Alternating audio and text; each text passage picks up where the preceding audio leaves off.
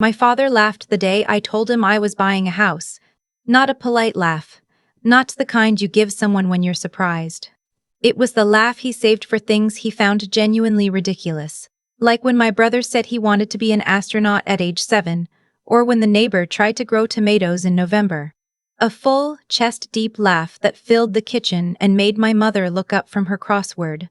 "On your salary?" he said, still smiling, shaking his head like I'd just told him I was training for the Olympics.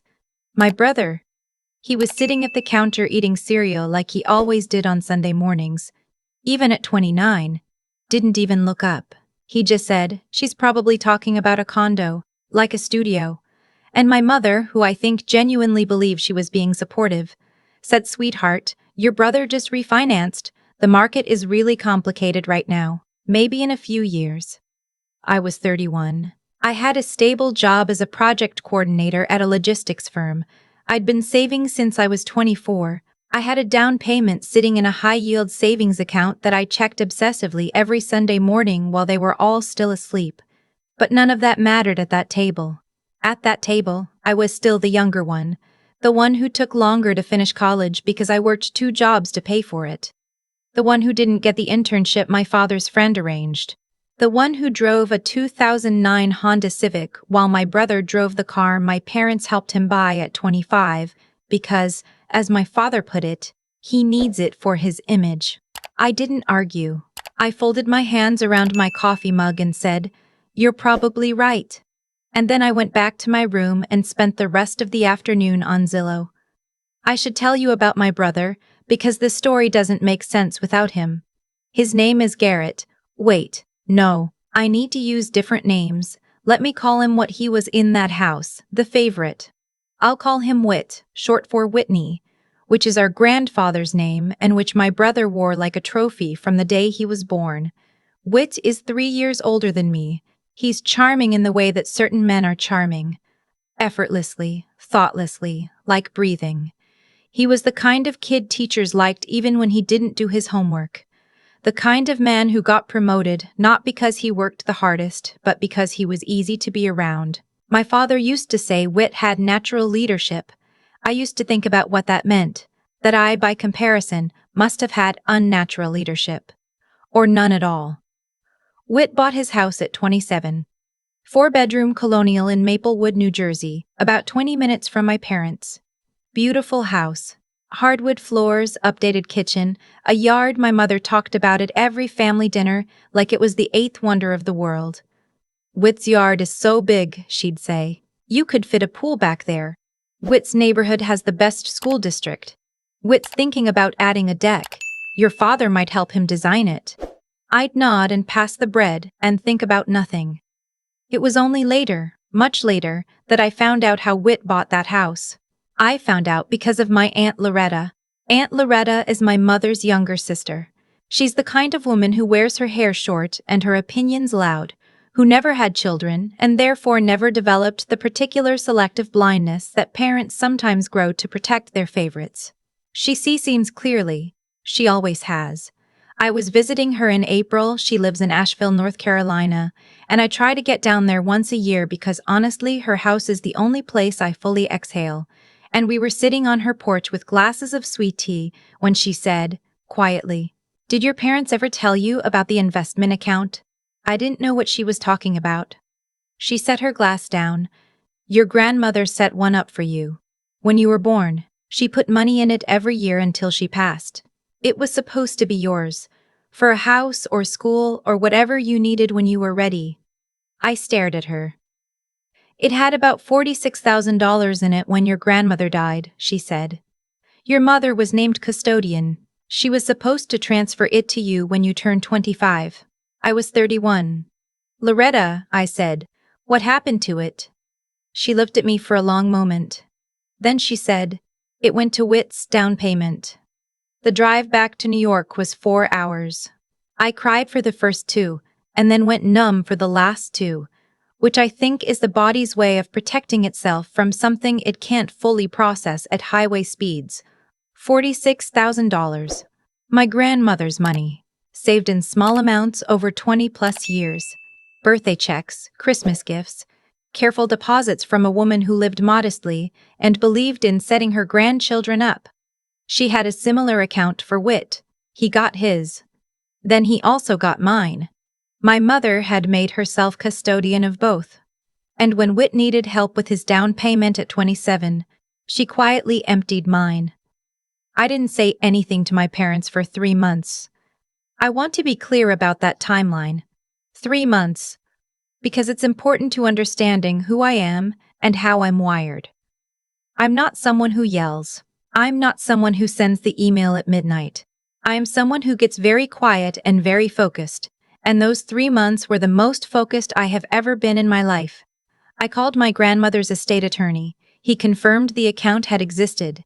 He confirmed the transfer to Whit's purchase. He was sorry. He said there wasn't much to be done legally.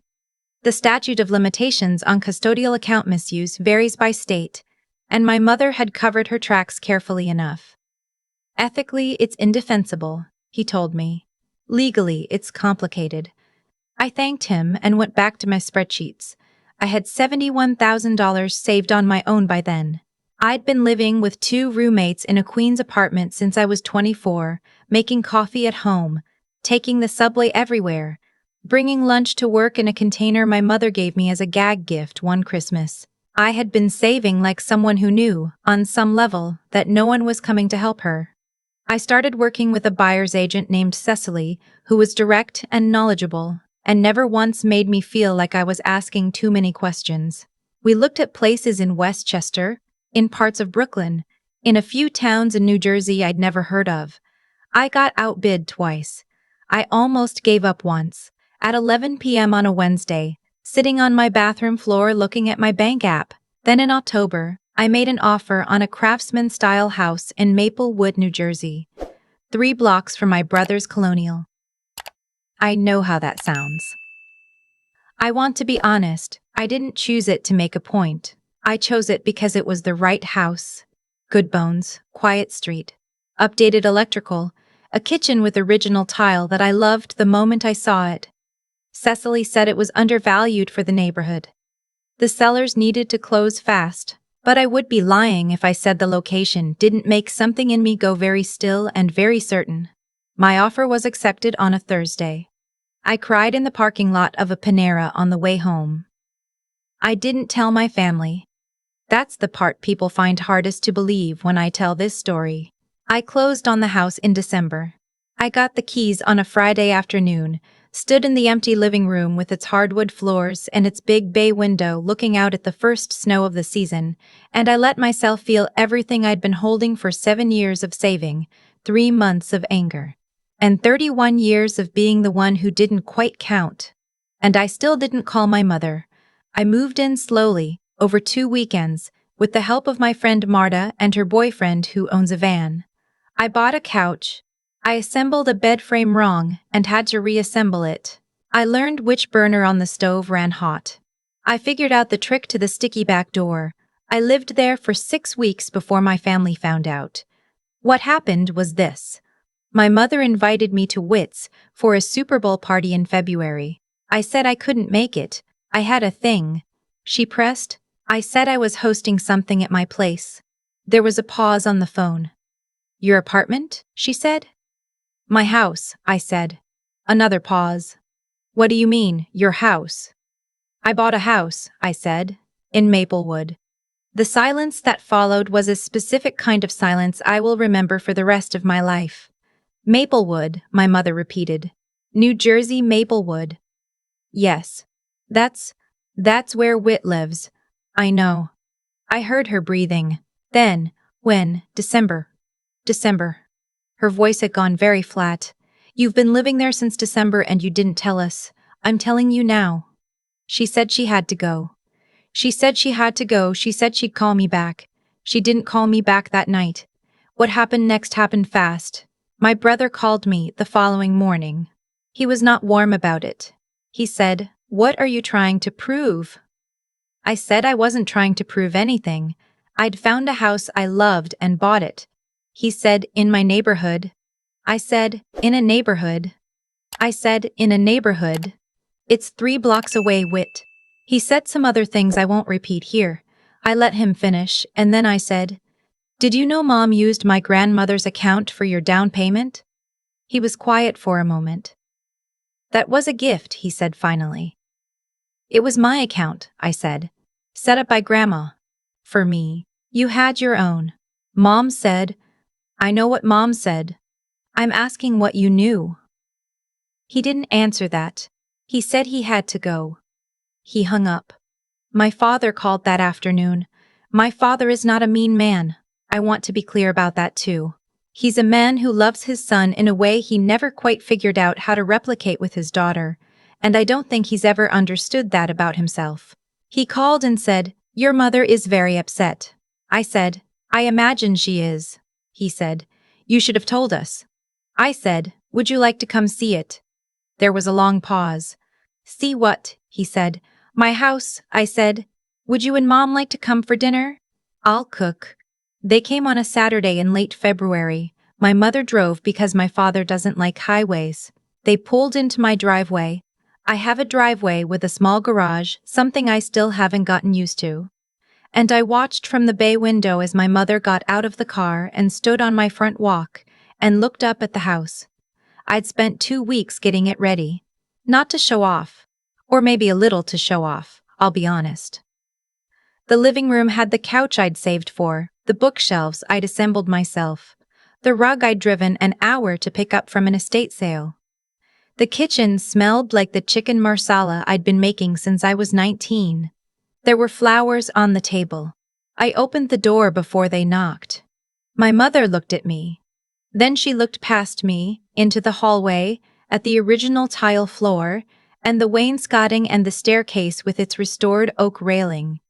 She didn't say anything for a moment. Then she said, very quietly, "This is yours?" "Yes," I said. "Come in."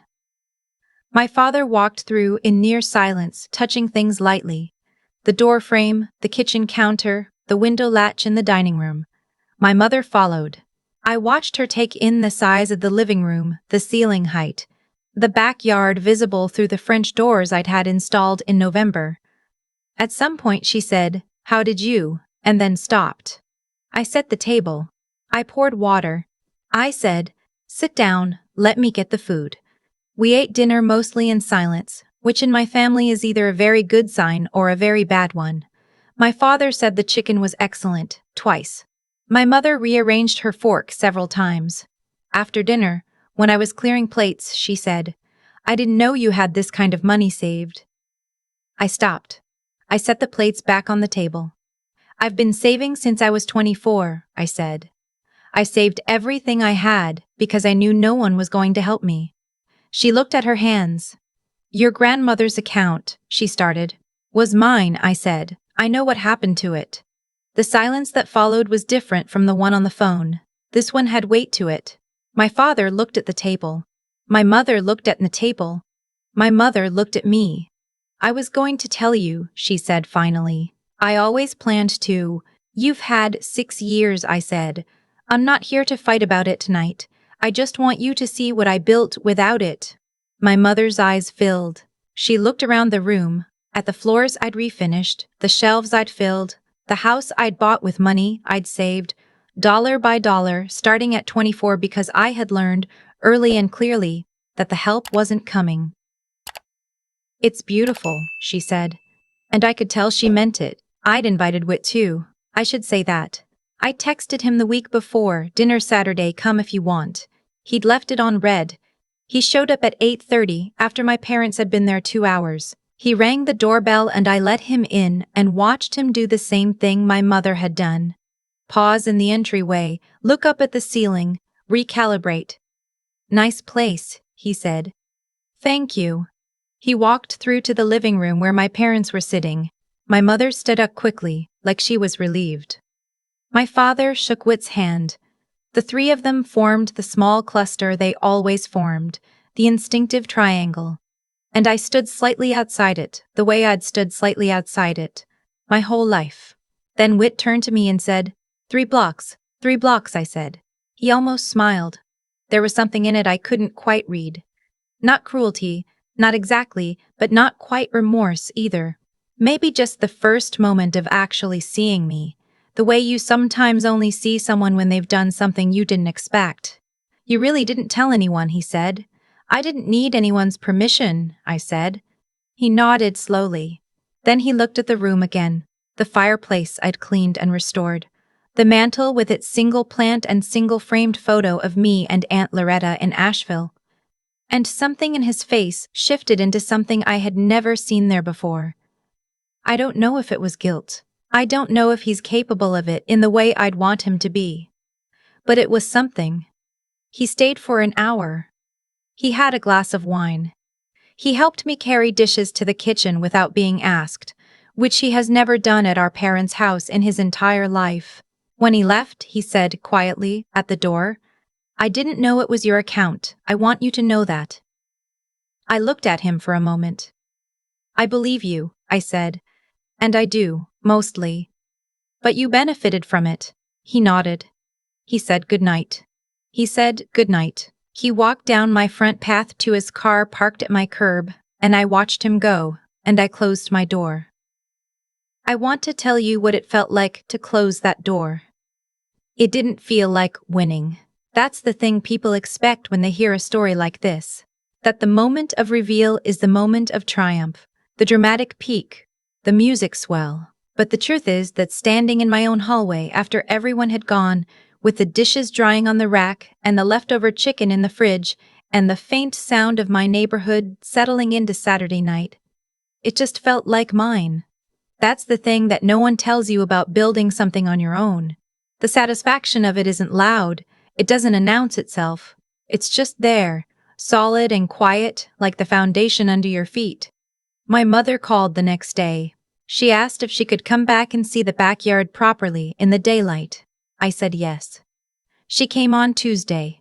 She brought her reading glasses and looked at everything carefully this time, the way she looks at things when she's trying to understand them. She touched the kitchen tile and asked where I'd found the rug, and stood in the backyard for a long time, looking at the yard.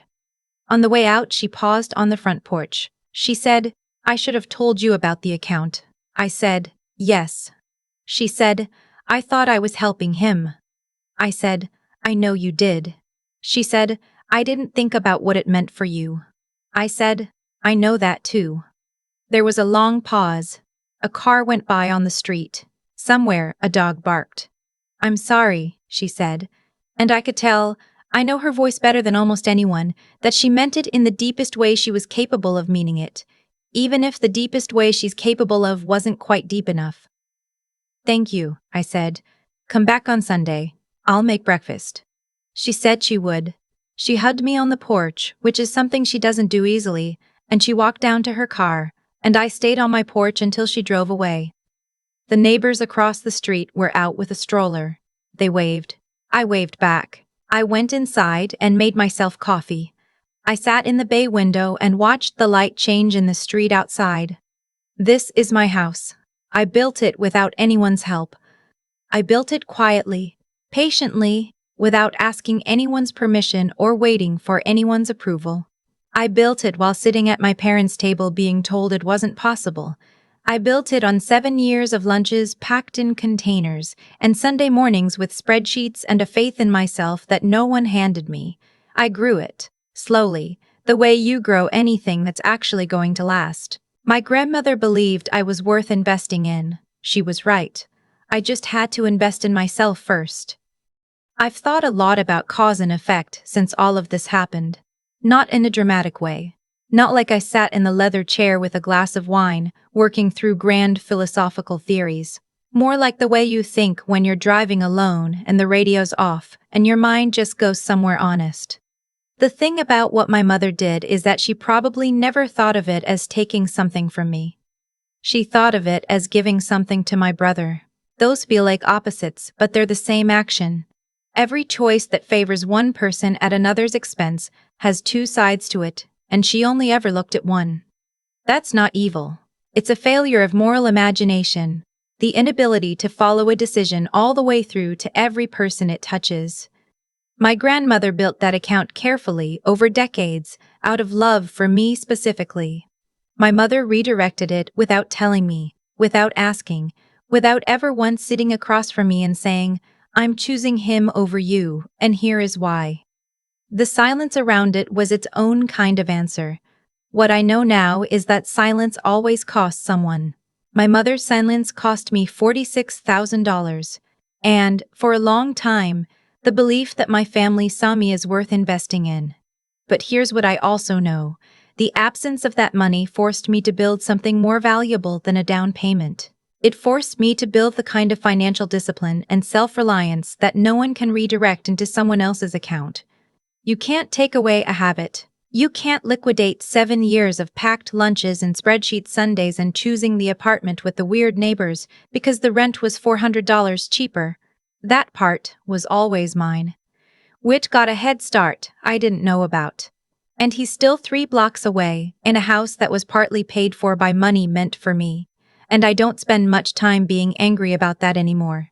Not because anger isn't valid. It is. But because anger at the past is rent paid on a place you don't live anymore. I live here now. In this house. With its sticky back door and its hot front burner and its bay window that catches the afternoon light in a way that still stops me sometimes when I walk through the living room. Aunt Loretta told me the truth because she respected me enough to think I could handle it. That's its own kind of investment. When someone hands you a hard truth instead of a comfortable silence, they're saying, I think you're strong enough for this. I hope I've lived up to that. My mother sent me a family, CC relatives in her family. On cost of raising a dishonor store, what was taken. What it does is open a door. What you do with the open door is up to you. I chose breakfast on Sunday. I chose to let her come back and see the backyard in the daylight, not because she deserved it automatically, but because I am not interested in becoming someone who hoards their hurt like it's a trophy. Resentment doesn't build anything. I've spent enough years building things to know what actually works. The lesson? If there is one, and I'm not sure life is always tidy enough to have lessons, is just this. When no one hands you a foundation, you pour your own. It takes longer. It costs more in the invisible ways, the exhausting ways, the Sunday morning ways. But it holds differently. You know every inch of it, because you laid every inch of it. And when someone finally walks through your door and goes quiet, because they weren't expecting this, weren't expecting you to be capable of this. That quiet is yours too. You built that silence just as surely as you built everything else. I'm 31 years old and I own a craftsman house in Maplewood, New Jersey, 3 blocks from my brother, bought entirely with money I saved myself. My grandmother would have liked it, I think. She believed in me before I fully believed in myself. I'm just glad I finally caught up to her.